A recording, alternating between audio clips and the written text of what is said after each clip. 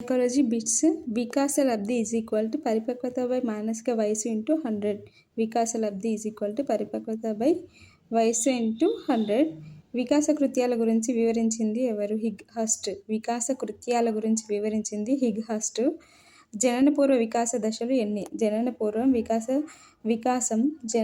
వికాసంను ఎన్ని దశలుగా విభజించవచ్చు అంటే 3 దశలు. అవి ఒకటి అండదశ, పిండదశ, భ్రూణదశ. అండ, పిండ, భ్రూణ దశలు ఇవి జనన పూర్వ దశలు. అంటే పుట్టక ముందు లోపల ఊంబులో ఉన్నప్పుడు ఉండేటువంటి దశలు అండ, పిండ, భ్రూణ దశలు, జనన పూర్వ దశలు.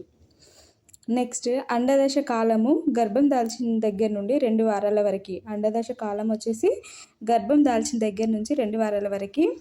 పిండదశ కాలం వచ్చేసి 3వ వారం నుండి 2 నెలల దాకా.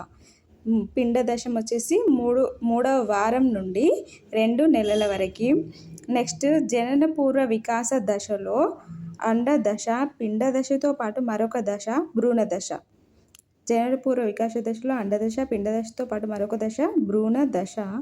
నెక్స్ట్ భ్రూణ దశ కాల పరిమితి 3వ నెల నుంచి శిశువు జన్మించే వరకు భ్రూణ దశ అంటాం. భ్రూణ దశ కాల పరిమితి 3వ నెల నుంచి శిశువు జన్మించే వరకు.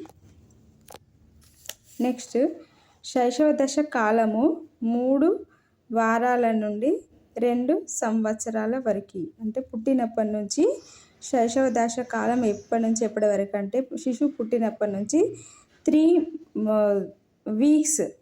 వీక్స్ నుంచి 2 years వరకు శైశవ దశ అంటాం. 3 weeks to 2 years.